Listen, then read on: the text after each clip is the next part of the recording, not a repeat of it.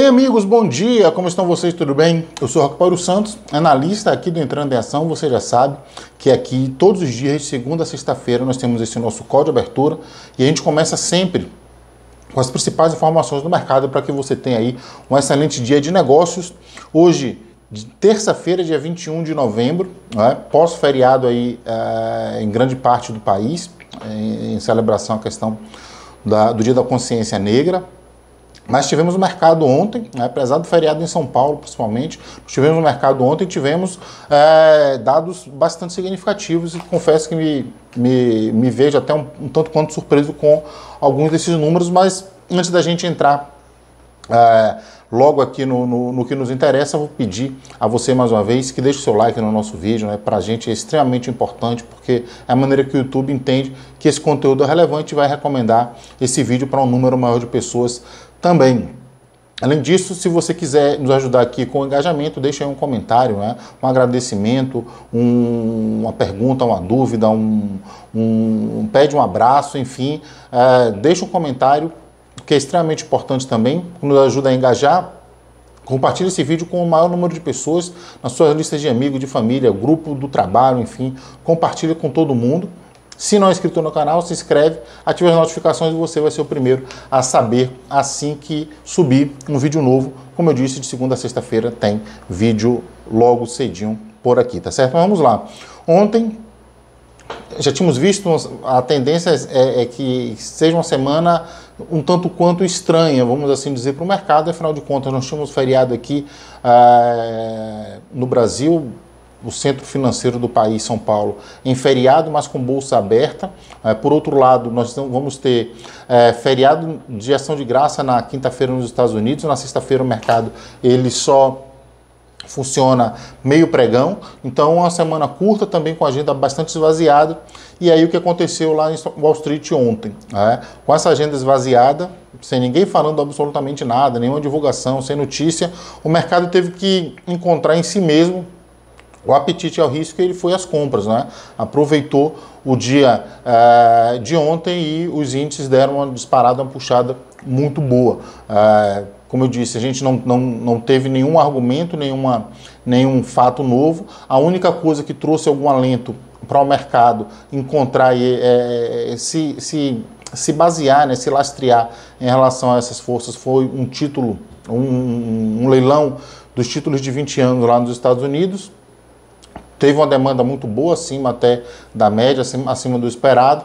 Isso, lógico, pressionou os yields dos títulos que já estavam no mercado, a curva deu uma fechadinha, o mercado encontrou um pouquinho mais de fôlego para fechar no positivo. Fora isso, de maneira isolada, Microsoft e Boeing tiveram notícias boas e ajudaram a impulsionar seus índices. No caso da Microsoft, o CEO, o ex-CEO da OpenAI foi anunciado como que está indo para a Microsoft e junto com isso as ações da empresa dispararam, foram para a máxima histórica.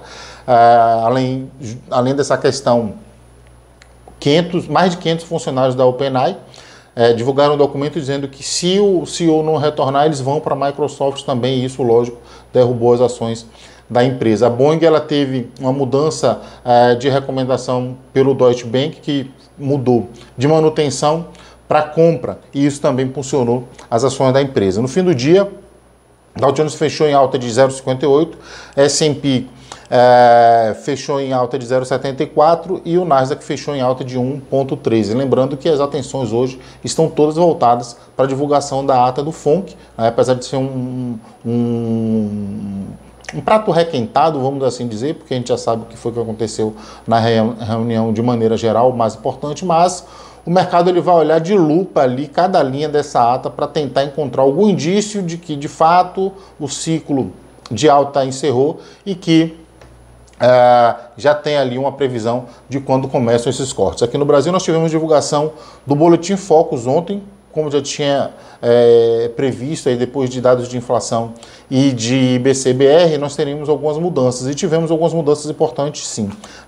O IPCA ele foi revisado em 2023 para 4,55 e 2024 para 3,91. PIB também teve revisão para baixo, em 2023 para 12,85. Isso é reflexo do que eu falei ontem aqui, né? O IBC-BR é uma proxy do PIB. Se ele veio para baixo, haveria necessariamente aí uma revisão do PIB também. E lógico que isso reflete a inflação, porque se a atividade econômica ela está arrefecida, a inflação também deve arrefecer junto. O câmbio 2023 permaneceu estável a 5 e 2024 caiu para 5,05. Selic não mudou, 2023 11,75, 2024 9,25. Juros por aqui ontem, aproveitando aí até uma expectativa de que as próximas notícias elas continuem confirmando a tendência de fechamento de curva, o mercado achou um momento para realizar alguns lucros. Então, o mercado funciona assim, não foi nada que nos assuste, é uma reversão de tendência, não. A tendência dos juros, a curva de tendência, ela ainda é de baixa. Naturalmente, aqueles investidores que se posicionaram para ganhar nesse fechamento, nessa correção, né, são os famosos arbitradores. Eles, em determinados momentos, eles vão fazer essas realizações de lucro, sim. Depois, na sequência de altas aí bastante significativa, é lógico que essa realização ela surgiu e ia acontecer e ela foi saudável. Isso não muda a tendência da curva, ela continua com a tendência de baixa, de correção das distorções, e vamos observar aí nos próximos dias como isso deve acontecer. Ontem, naturalmente também, com o título de tesouro, do tesouro lá fora nos Estados Unidos, esse ímpeto dessa alta, dessa realização assustou um pouco no meio da tarde, então diminuiu um pouco o tamanho da alta, mas no final da tarde retomou o caminho ali e fechou com essa curva abrindo um pouquinho. Como eu disse, é uma abertura de uma certa maneira saudável. Já o Ibovespa emendou aí sua quarta alta consecutiva, com bastante gás, com bastante fôlego. Como eu disse que tiveram alguns dados que me surpreenderam, o Ibovespa é um desses dados que me surpreendeu ontem, porque o volume veio acima dos 23 bilhões, veio 23,3 bi. A gente já viu aqui dias de meio de semana, dias comuns, com um volume de 18, de 19, e num dia onde a principal cidade do país estava em feriado e várias cidades do país em feriado, uma agenda esvaziada, uma semana curta nos Estados Unidos. Eu alertei aqui até para essa questão da liquidez no nosso vídeo de ontem. 23,3 bilhões foi um volume que dá consistência para esse resultado, essa alta de ontem de 0,95 no mês.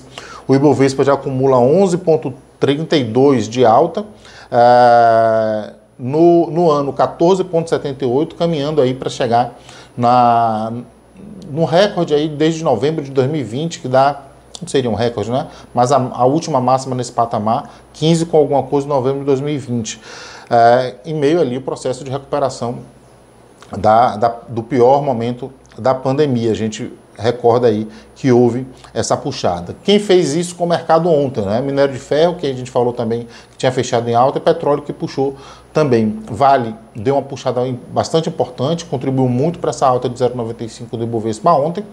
Já Petrobras, mesmo beneficiada pelo petróleo, a ação PN ela fechou 0,08 de alta, a ON fechou no negativo, e se ela tivesse fechado, mesmo que fosse no 0 a 0, já seria suficiente para o Ibovespa fechar acima dos 126 mil pontos. Vamos ver como o mercado vai se comportar hoje. Mais um dia de agenda vazia, apenas o mercado, como eu falei, fazendo um escrutínio ali na ata do FONC para ver se encontra algum indício que ajude o mercado ali a confirmar a ideia de que o ciclo de alta por lá acabou e que virá o primeiro corte ainda no primeiro semestre. Mas vamos ver então como é que foram na vírgula aí os fechamentos de ontem, quem foram as maiores altas e baixas do nosso Ibovespa, e dar uma olhadinha como está o mercado se comportando agora, tá certo? Vamos lá. Então, amigos, o Ibovespa fechou, como eu falei, no alta de 0,95, cotado a 125.957. Foi por muito pouco para não bater lá os 126 mil pontos. Puxando as altas ontem, nós tivemos CSN, que subiu 9,48, e Raízen, que subiu 5,60. Puxando as baixas, Gerdau Metalúrgica, 4,61 de queda, e Gerdau, 4,32 de queda. Dólar futuro caiu 1,14, cotado a 4,858. O dólar deu uma volta bastante significativa desde que nós vimos ali acho que setembro, agosto, setembro, por aí, que estava nesse patamar. Calendário de hoje, como eu falei, o calendário bem vazio. vendas de casas usadas nos Estados Unidos e a ata do FONC, que esse sim é o principal dado para ser observado hoje. O mercado tentando se apoiar aí para buscar mais fôlego ainda em relação aos ativos de risco. Minério de ferro fechou em queda, 0,36 de queda. O petróleo Brent caindo também 0,80, a realização também natural aí em relação ao que nós vimos nos últimos dias. Moedas, peso mexicano caindo 0,05, o zarraço africano caindo 0,27, rublo caindo, subindo 0,48, lira turca caindo 0,40, dólar australiano subindo 0,07, dólar neozelandês subindo 0,41, DXY nesse momento 0,06 de queda. Moedas emergentes são indicadores muito importantes do comportamento do mercado, do apetite ao risco do mercado de maneira geral. A tendência é que o dinheiro siga para esses centros à medida que o mercado começa a se sentir mais confortável em tomar risco. Bolsas. Nós tivemos aqui o fechamento no Japão, Oriente, né? Ásia. Tóquio fechou em queda de 0,1, Hong Kong fechou em queda de 0,18, CSI 300 fechou em alta de 0,13. Na Europa, nesse momento, Paris 0,21 de queda, Frankfurt 0,15 de alta, Madrid caindo 0,02, Londres caindo 0,45, Eurostoxx caindo 0,05. Futuros americanos, Nasdaq caindo 0,07, Dow Jones caindo 0,18, S&P Futuros caindo 0,14, nosso ETF de bolsa brasileira negociado nos Estados Unidos, o EWZ, em pré-abertura, não tem o dado de pré-abertura ainda, deixa eu dar uma atualizada aqui para ver. Não tenho dados de pré-abertura ainda.